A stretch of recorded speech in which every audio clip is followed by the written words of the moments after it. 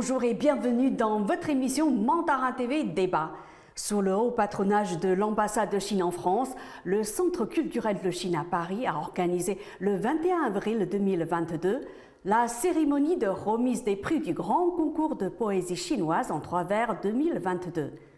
27 poèmes sur un total de 201 ont reçu respectivement les médailles d'or, d'argent et de bronze. Et les lauréats ont vu leurs poèmes exposés dans une magnifique salle du Centre culturel de Chine à Paris, comme le montre ce reportage. Bonsoir, nous sommes le 21 avril 2022, nous sommes au Centre culturel de Chine à Paris. C'est ici que se déroule la cérémonie de remise des prix du grand concours de poésie chinoise en 3 vers. Au programme, discours de l'ambassadeur de Chine en France, récitation de poèmes chinois, discours du représentant des lauréats, mais aussi cérémonie du thé et exposition des poèmes des lauréats. Suivez-nous.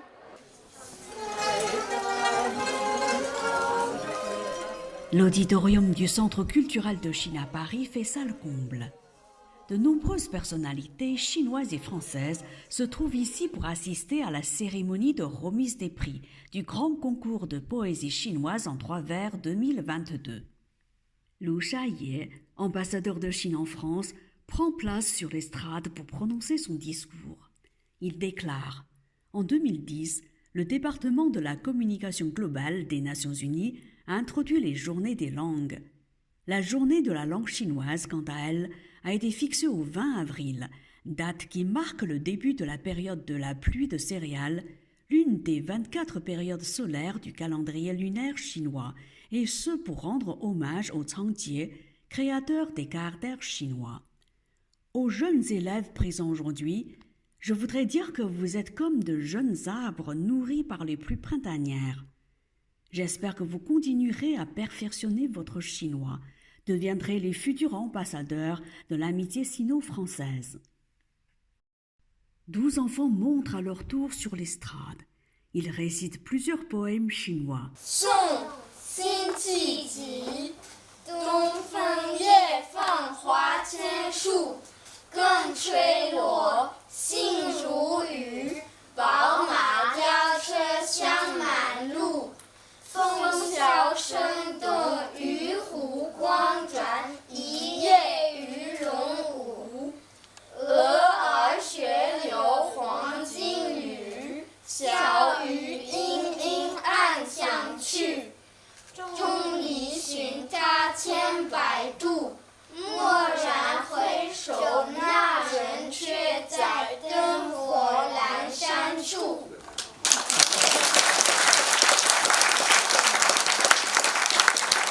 Puis vient la cérémonie de remise des prix. 27 candidats ont reçu des prix, dont 15 médailles de bronze, 9 médailles d'argent et 3 médailles d'or. La soirée se prolonge avec l'exposition des meilleurs travaux du grand concours de poésie chinoise en 3 vers 2022. Une cérémonie du thé, un numéro d'opéra Pingju et une démonstration de peinture chinoise, Boktu en clôture l'événement. Évidemment une grande surprise d'abord, car je ne m'attendais pas du tout à gagner, car je n'avais jamais fait de poésie auparavant. Et surtout un grand honneur, car c'est un événement totalement nouveau. Alors, tout d'abord, comme c'était de la poésie, c'est pas le chinois de la vie de tous les jours, donc j'ai dû me concentrer sur lire quelques textes pour savoir un peu comment mettre en place la structure des phrases. Dans mon cas, j'étais un peu seul dans mon apprentissage. J'étais entouré de beaucoup de camarades qui parlaient déjà chinois, et donc c'était un peu compliqué. Et donc vraiment, pour ceux qui apprennent le chinois, pas abandonner, trouver des gens avec qui discuter, des personnes qui parlent chinois, et continuer. Alors je suis très fière et agréablement surpris d'avoir reçu ce très grand prix. Et ça prouve qu'il faut toujours persévérer dans la vie, que ce soit pour n'importe quelle matière, n'importe quelle culture ou n'importe quelle langue. Et qu'on peut toujours faire des efforts ou même se tromper, ça peut payer parfois. Alors ça remonte à très longtemps quand j'étais tout petit. Pour augmenter mon niveau en chinois oral et mon imagination, avec ma mère, ensemble, on crée des histoires en chinois. Et c'est cela qui m'a permis de, entre autres, créer ce poème. Et surtout, quand j'ai su que le thème de ce poème était le printemps et qu'il était à Trois-Vers, je me suis dit c'était assez simple car je suis un enfant du printemps. Eh bien, je suis très heureuse car j'ai pu gagner un prix, ce qui est très bien. C'était bien fait et il y avait beaucoup de monde. Aujourd'hui, nous avons le plaisir de recevoir sur ce plateau Sacha Delabrousse, médaille d'or du Grand Concours de poésie chinoise en Trois-Vers 2022. Sacha Delabrousse, bonjour. Bonjour. Merci d'être avec nous. Alors, que signifie pour vous ce prix? Tout d'abord, c'est avant tout un plaisir, un honneur, et on pourrait dire peut-être un peu une consécration pour l'apprentissage d'une langue étrangère, dans ce cas-là le chinois. Une consécration, hein. Une reconnaissance aussi. C'est ça, plutôt reconnaissance que consécration. Voilà, surtout par l'ambassade de Chine en France. Félicitations. Non, merci beaucoup. Mais comment avez-vous travaillé pour avoir ce prix?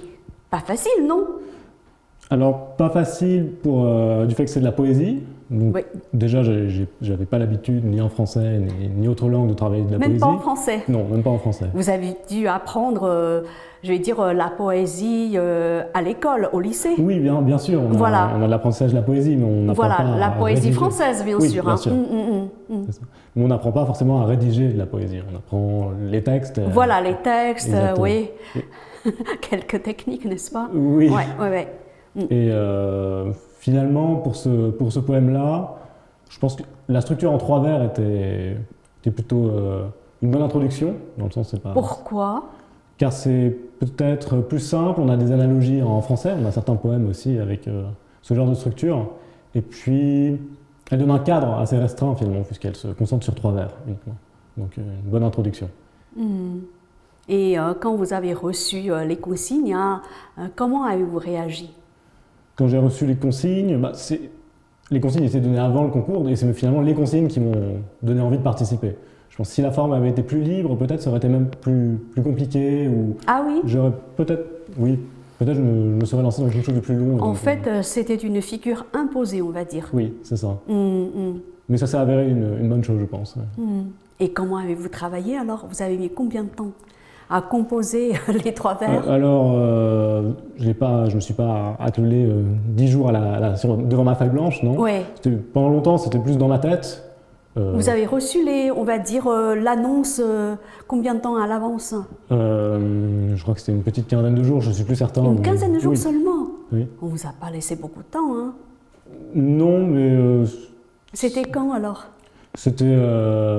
J'y pensais souvent à la pause déjeuner, genre de moment, et puis c'est en rentrant chez moi que j'ai commencé à écrire. Ça m'a pris plusieurs jours parce que les phrases n'étaient pas forcément. Mais c'était pas. J'y pensais pas tout le temps. C'est d'un coup, j'avais une inspiration et puis ça revenait. Ouais. C'est ça. Alors ça dit quoi votre poème alors? Déjà le thème c'est quoi? Alors le thème, c'était un thème donc imposé sur la figure du printemps. Voilà, donc, là aussi hein, c'était imposé. Oui, bien sûr. Et puis c'était dans le thème de l'année, puis la saison. Et comment ensuite j'ai fait sur le thème, donc j'ai choisi une structure du printemps avec une analogie sur le temps long, c'est-à-dire d'abord à l'échelle de la planète. J'ai fait un temps long donc, géologique, milliards d'années. Ensuite un temps long plus l'humanité, puisque mon deuxième vers était sur la civilisation, donc milliers d'années. Et finalement un temps plus quotidien, plus humain, puisque c'était le printemps qu'on connaît tous chaque année. En fait, je crois que vous êtes 3, hein. Il y a 3 médailles d'or. Hein. Oui. 3 médailles d'or, donc sur un total de 201 personnes. Oui, c'est ça. 3 médailles, donc chaque catégorie, adulte, adolescent et enfant. C'est ça. Oui. Alors, donc vous êtes très fiers de vous, j'imagine que vos parents et vos amis le sont tout autant. Oui, bien sûr. Et qu'est-ce qu'ils vous ont dit alors? Alors, mes parents, ils n'apprennent pas du tout le chinois, ils n'ont pas trop d'intérêt envers les langues étrangères, mais donc ils étaient surpris, évidemment, ils étaient très contents, oui. En plus, vous étiez le représentant, enfin, on vous a élu comme le représentant hein, des participants. C'est ça, oui. Donc, de par la médaille, j'étais représentant, et donc j'ai fait un court discours pour remercier le concours, l'organisation, et parler au nom de l'ensemble des lauréats. Est-ce que vous vous attendiez à ce prix? Non. Non, non, non. Pourquoi? Parce que j'étais pas sûr du côté esthétique du poème. Et je me disais qu'il y avait beaucoup d'autres candidats et de personnes qui parlent aussi, qui parlent très bien chinois. Très bien mieux que moi. chinois, Donc ouais. je m'attendais à, pas forcément, voire pas du tout au prix. C'était votre première participation, hein, Oui. c'est ça, hein? C'est ça. Ouais. Et comment est né chez vous l'intérêt pour la langue chinoise? Alors, j'en ai un petit peu parlé justement lors de la cérémonie. Ça a commencé assez tôt, c'était en primaire à peu près. En primaire, Oui. ah oui. Donc c'était... alors c'était pas... C'était à quelle occasion alors? Euh, Qu'est-ce qui vous a je- donné l'idée, on va dire, d'apprendre le chinois? Alors... Racontez-nous un Oui, peu. oui, alors l'idée d'apprendre le chinois, c'est par mes camarades de classe tout simplement. J'étais dans une école donc, à Paris. À Paris, hein. Oui, c'est ça, j'ai grandi à Paris. Et une école publique où il y avait beaucoup de mes camarades de classe étaient d'origine chinoise ou oui. chinois. Déjà. Et tout simplement, c'est ce qui m'a donné envie d'apprendre la langue. Hmm. Par exemple, beaucoup de mes meilleurs amis étaient d'origine chinoise.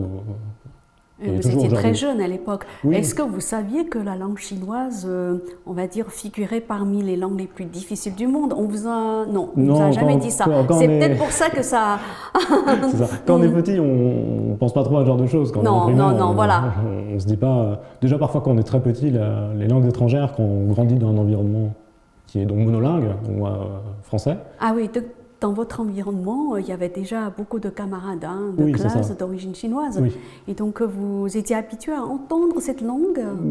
Habitué, non, Non. je les voyais donc parler en chinois. D'accord, vous comprenez un petit peu? Ah non, non, à l'époque, Pas pas du tout. Ah non, non, non, non, c'est pas magique, hein. Oui, oui, oui. C'est ça. Alors, Et, vous vous êtes dit, bon, Et parfois, j'étais invité chez des amis à déjeuner ou à dîner, chez un ami en particulier. Et à table, il parlait chinois, et moi, ça me donnait un peu envie, quoi. Je voulais ça. vous vous sentiez un petit peu exclu à l'époque, hein?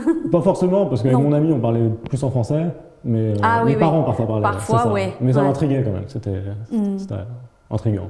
Donc c'est à l'école primaire hein, Que qu'est né votre intérêt pour la langue chinoise. C'est ça, à peu près. Ouais. Et après, vous avez décidé de l'apprendre de Oui. façon systématique, enfin de manière plus Alors, structurée, non? oui, bien sûr. Alors racontez-nous un peu. Ouais. D'accord, alors là, c'est un petit peu plus tard, puisque c'est au collège, donc c'est... Au collège, hein. Ah oui, oui, Ouais. des années plus tard. Oui, après, c'était... Mais juste après la primaire, finalement. Et c'était, donc, j'ai eu la chance d'avoir un collège qui dispensait des cours de chinois. Dès Vous l'avez choisi exprès ou non? Pas en fonction de votre... Oui, quand même, parce que Quand j'avais même, ah oui. Bon, j'avais le choix entre plusieurs collèges, Ouais. pas énormément, mais c'est un choix qui Lequel m'a... alors? C'était le collège Montgolfier à Paris, donc c'est dans le 3e arrondissement. Et donc oui, c'est ça. Alors donc, Comment vous ça avez se- choisi cette école à cause de ça aussi. Oui, en partie, oui, Ouais. c'est ça. Mm. Et, Et comment ça se passait les cours alors? alors comment ça se passait les cours Donc ça a commencé, donc c'était des cours chinois, normalement les secondes langues c'est à partir de la 3e année de collège, mais là c'est dès la première année, donc en 6e. Ah oui. Oui, c'est ça. Et alors il y avait beaucoup de camarades aussi d'origine chinoise dans la classe. Qui ne parlaient pas chinois. Là- Parce qu'ils sont nés en France? Si, alors là, il y en avait certains qui parlaient pas chinois, Ouais. pas beaucoup quand même. Pas beaucoup, hein, très voilà. peu. Ce sont des enfants nés en France. La plupart, oui. La plupart. Ouais, la grande majorité. Mm. Et certains parlaient mais ne savaient pas forcément écrire, donc il y avait ça. Bah oui. Et certains parlaient et savaient écrire parfaitement. Donc c'était. Et Vous étiez combien dans la classe? alors c'était une classe de collège, donc c'était une trentaine d'élèves. Mais dans la classe de De chinois. Alors, Ah c'est- bon, oui, quand oui, c'est même ça. hein. Oui, parce que toute Ah, la classe beaucoup, était. Ouais. Ah oui, oui, ils d'accord. avaient réuni tous les apprenants. Ah, je pensais que c'était, enfin, les cours de chinois, c'était à part. Alors c'était à part, mais toute la classe où j'étais, ils avaient comment dire, le collège avait classifié les classes par langue. Il y avait une classe qui faisait Ah, chinois, 2 classes espagnoles, 2 classes Ouais. les langues classiques. Mm. Et voilà. Et donc oui, on était une trentaine à apprendre le chinois, avec une grande partie qui parlait ou qui savait déjà écrire. Mm. Et Et quelques... vous, quand vous avez commencé, donc on va dire, vous n'aviez aucun bagage. Ah non, non, au chinois, du tout, du tout. Non, pas du tout. Enfin, hormis des amis qui parlent un petit peu, mais c'est rien quand on est au collège. Donc, Ouais. voilà. C'est ça. Ouais, donc ça vous a paru difficile Ah oui, vraiment. Alors justement, il y avait une des difficultés dans ce collège, c'est une difficulté ou une chance aussi, c'était le fait que dans la classe qui apprenait le chinois, la grande majorité était d'origine chinoise. Donc ce qui faisait que le cours était vraiment à deux vitesses, puisque À deux vitesses, Oui. mais avec combien de profs, hein? il y avait un prof Un seul professeur et parfois un assistant en langue, c'est ça. d'origine chinoise ou Alors professeur ça a changé durant le collège, mais au début c'était un professeur français, puis ensuite des professeurs de chinois. Ouais. Et vous avez suivi, on va dire, tous les cours, enfin vous avez, avec beaucoup de ténacité, vous avez... Oui, vers la fin du collège, un peu vers la deuxième année, on était un peu désespérés, tous les apprenants de langue maternelle français, parce qu'on trouvait ça très difficile, et il y en a beaucoup qui ont abandonné, qui sont partis vers des langues plus, on va dire, qu'on a plus l'habitude au collège, c'est-à-dire allemand ou espagnol. Est-ce que vous avez rencontré des difficultés? Si oui, lesquelles? Pour Alors, vous, français, hein? Ah oui, alors des difficultés, j'imagine, comme toutes les langues, il y a des difficultés dans toutes les langues. Je pense que c'est pas un secret pour personne, mais pour les... C'est les quatre tons? Oui, bien sûr. C'est ça, hein, les quatre tons, parce que c'est pas évident, même pour les Chinois, hein, qui ne sont pas nés à Pékin. Oui, après moi je sais pas, donc, parce que j'ai pas grandi, je suis pas chinois, mais oui, en tout cas pour étudier en francophone, enfin de langue francophone, c'est très difficile, oui. Oui, c'est la difficulté majeure. Et après, comme dans toutes les langues, il y a un palier. Il y a un palier où on veut vouloir dire les choses, on sait les construire dans la tête, mais ça a du mal à sortir. Et dès que ce palier-là est un peu franchi, tout de suite on avance beaucoup plus vite. Et au bout de combien de temps vous avez réussi à, on va dire, avoir un chinois courant qui vous a permis de pouvoir converser, tenir une conversation avec vos petits camarades d'origine chinoise? Alors, ça a pris un peu de temps, on va dire, durant tout l'apprentissage. 1 an, 2 ans? Plus, hein, vraiment. Plus quand même, ah oui. Déjà, tout l'apprentissage du collège, c'était assez lent, puisque c'était 1 heure et demie par semaine, 2 heures par semaine. 1 heure et demie par semaine? C'est ça. Ah oui, pas beaucoup, hein? Non, c'est pas beaucoup, après c'est déjà ça, mais c'est pas très rapide. Puis, avec une classe qui parlait déjà chinois pour la majorité, c'était pas forcément très simple de suivre. Donc, les années de collège, ça a été très lent, vraiment. L'apprentissage était vraiment très lent, et c'est plus vers le lycée que ça a commencé à décoller. Ah oui, après vous avez, le lycée, vous l'avez choisi aussi en fonction, on va dire, de la possibilité d'apprendre le chinois ou... Oui, en partie. Quel lycée alors? C'était à côté, c'était juste à lycée côté. Turgot. Donc oui, parce que le passage au lycée, évidemment, des lycées qui enseignent le chinois, il n'y en a pas énormément, il y en a quelques-uns. Et là, vous étiez combien du coup? Avec une classe plus restreinte? Oui, on était beaucoup moins, oui. On était une quinzaine peut-être. Oui. Et toujours avec vous, entouré d'amis chinois, d'origine chinoise, c'est à peu près la même chose, oui. Oui. Il y avait, par exemple, en dernière année de lycée, je me souviens parce que c'est plus récent, on n'était que 5 élèves non sinophones, natifs, donc dans la classe, sur les 15. Donc il y avait, c'est ça. Et donc aujourd'hui, vous parlez couramment la langue chinoise? Je ne sais pas couramment, c'est dur de se juger soi-même. Vous n'avez pas de difficulté pour échanger avec un chinois? Non, maintenant vous comprenez ce qu'il raconte? Oui, ça va. C'est génial. Après, je ne suis pas le seul, il y a plein de gens il y a plein de gens qui apprennent une langue étrangère, c'est pas non plus... Et au total, ça vous fait combien d'années d'apprentissage? Oula, je peux pas le dire, trop. Depuis le collège, déjà, enfin, je sais pas... 8 ans, on va dire, oui, c'est ça, à peu près. 10 ans à peu près. Hein. Oui. Après, les premières années étaient vraiment très, très lentes. Vraiment... Et l'écriture chinoise, parce que puisque vous avez donné votre œuvre, donc un poème en 3 vers, c'est-à-dire que le jury vous a demandé de composer, d'écrire en chinois ce que vous avez fait. Oui, c'est ça, exactement. Et comment ça s'est passé, les cours d'écriture? Alors... Difficile au début? Oui, après c'est un secret pour personne non plus. Ça c'est pas évident, c'est encore plus difficile que le chinois oral, j'imagine. Oui. Après on a des cours, les cours de chinois, on a une grosse partie qui est dédiée à l'écriture. Après vers la fin du collège, j'ai pris quelques cours en dehors. Vous savez, il y a beaucoup d'écoles que fréquentent beaucoup de camarades chinois. Le samedi ou le mercredi matin. C'est des cours, on va dire, supplémentaires. C'est ça, un petit peu.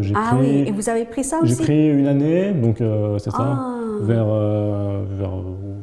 aussi toujours à Paris. Ça a donc dû beaucoup booster votre niveau, non? ça a boosté le niveau, mais Ah c'est aussi oui. dur parce que là, c'était uniquement des enfants d'origine chinoise qui étaient dans le cours. C'était uniquement pour ça. Donc Vous c'était- l'avez choisi quand même, Oui, hein. je l'ai choisi, Donc oui. vous saviez ce que Au vous début, deviez faire. on se sentait un peu seul. Ah. Je me sentais un peu seul au début, oui. Voilà. Donc là, ça a aidé, je pense aussi. bien sûr. Donc aujourd'hui, vous pouvez écrire en chinois Oui, sans problème. Vous Alors- pouvez correspondre avec des Chinois. oui, bien sûr. Alors, Quel niveau, hein. non, Super. non, c'est pas incroyable. Il y a plein de Ah personnes si, qui. quand même, parce que le chinois, il y a une grande différence entre le chinois et les langues européennes. Oui, quand ça c'est même. sûr, ça c'est sûr. Mais après, il y a l'écriture à la main Ouais. et aujourd'hui, bon, j'ai plus de cours de chinois, j'ai pas l'occasion d'écrire en chinois à la main tous les jours. Bah, maintenant, Ah oui, c'est ça. avec l'ordinateur, vous pouvez Exactement. taper aussi. Oui, c'est ça, ou avec le Avec téléphone. le pinging, c'est ça sort tout seul. Bien hein. sûr. Mais là, c'est là qu'on se rend compte parfois que on tape des caractères au téléphone et quand on veut les réécrire à la main, parfois on est un peu. Mais je connais, pourtant.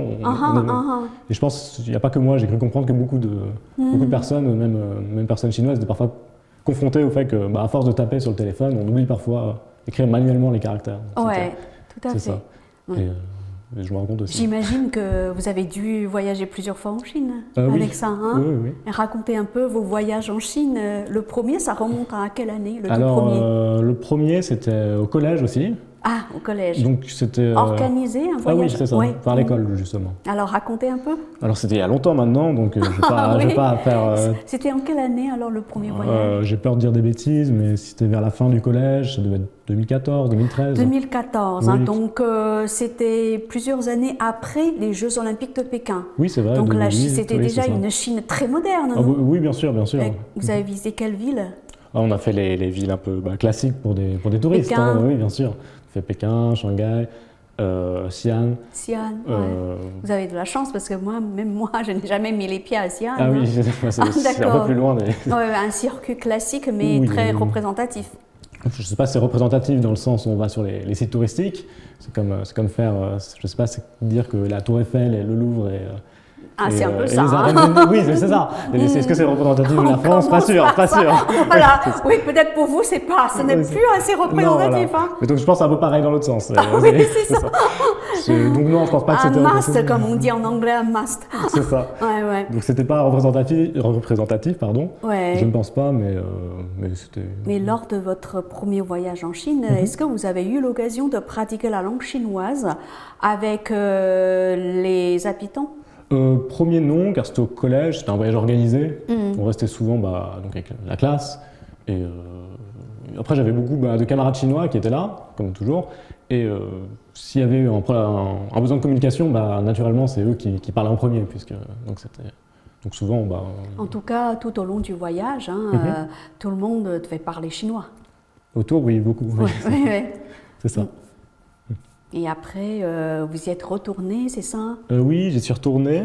À quelle occasion alors? Ouais. Alors, une deuxième occasion, là, c'était avec l'université. Donc, j'ai continué le chinois à l'université.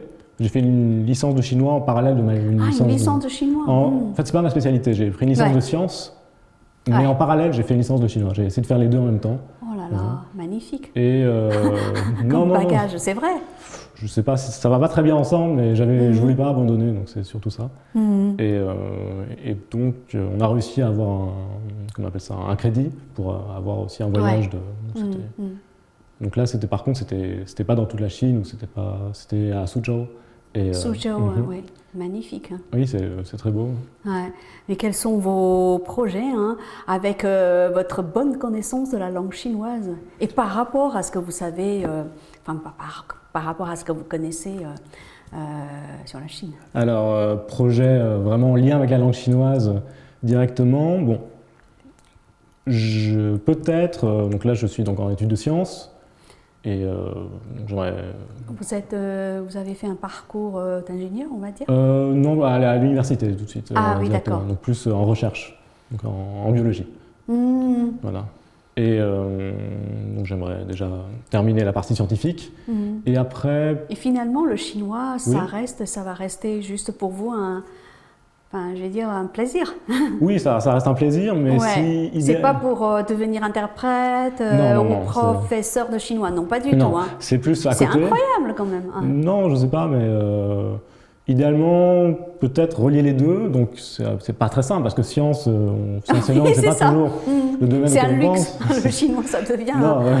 Bah là, justement, j'ai plus beaucoup de temps pour prendre des cours, donc peut-être essayer de. Je sais qu'il y a beaucoup de partenariats qui se nouent dans les domaines scientifiques entre C'est la ça, Chine et. vous pouvez servir d'intermédiaire. Oui, un peu ça. Il y a beaucoup pas des associations, mais des organisations qui coordonnent la recherche scientifique entre France et Chine. Donc, idéalement, oui, participer à ce genre d'organisation. Alors, quel conseil donneriez-vous à ceux qui apprennent le chinois? Alors, bon, j'ai pas la science infuse, hein, je vais pas donner des conseils.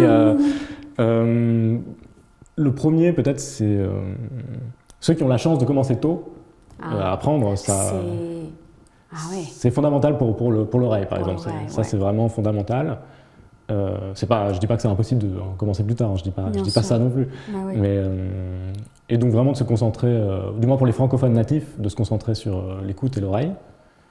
Et ensuite, après, c'est comme toutes les langues, hein, c'est pas des secrets, mais ça va être pratiquer, trouver des gens avec qui discuter. Idéalement, peut-être des Chinois qui apprendraient le français. Et, ça, c'est sûrement la meilleure chose, parce qu'une langue, c'est avant tout communiquer. Donc oui. Ce sera, je pense, mon conseil principal. Mais est-ce que vous allez continuer à apprendre, à étudier le chinois, même si maintenant vous avez moins de temps? J'ai un peu moins de temps, mais oui, bien sûr. Enfin, je ne me vois pas abandonner le chinois comme ça. Enfin, ça serait, en même temps, ça serait trop bête, puis j'ai pas envie. Enfin, donc, oui, idéalement, dès que j'ai l'occasion de parler un peu ou d'apprendre sur. Il y a beaucoup maintenant d'applications sur le téléphone, ce genre de choses pour un peu réviser, ou des textes à lire, des journaux. Donc oui. Ah oui. Vous êtes capable de lire un journal en chinois? Oui, ça va, parfois il y a des. Comprendre, par exemple, quels sont les journaux chinois que vous lisez, ou quels sont les. On va dire, maintenant il y a beaucoup de médias sociaux, des sites d'information. C'est plus des médias sociaux que des réseaux, que des journaux traditionnels. Alors il y a beaucoup de groupes sur WeChat ou sur d'autres plateformes qui diffusent donc parfois ça va être juste du blogging, quoi. Ça va être de suivre quelques personnalités. Et vous lisez ça régulièrement? Ça dépend, parfois beaucoup dans une semaine, parfois pas du tout. Ça dépend aussi de mon temps, quoi. C'est pas... Alors Sacha, maintenant vous allez nous réciter votre poème en 3 vers, rédigé en chinois. C'est ça. 自年前，寒星寒光，生灵祈愿，终成地球迷失宇宙，生命春。万年前，寒夜寒外。桃森火中拨开黑暗时代胡莽，问明春。每一年寒冬寒新，自然朝苏充满人类心的愿景，希望春。宋辛弃疾，东风夜放花千树，更吹落，杏如雨，宝马雕车香满路。风萧声动，渔湖光转。